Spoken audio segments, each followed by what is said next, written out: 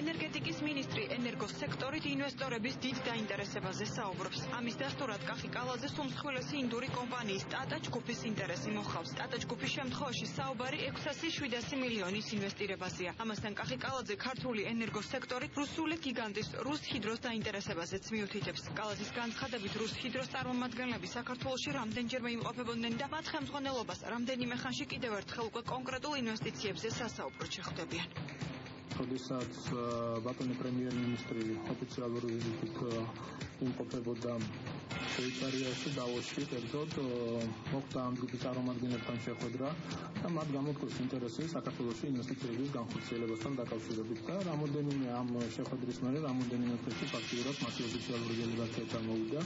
ჩვენ წარუდგინეთ ყველა პროექტი ქვეყანაში არსებული მიმდინარე და რომლის დაწყებაც თავიდან იყო შესაძლებელი, ყველა პროექტი გავაცანით და მათ მინდებს გადაწყვეტილება აჭარისწყლებზე Clean Energy გახლავთ ნორვეგიული კომპანია, მათთან ერთად ერთობლივად განახორციელებინათ 4 პროექტი.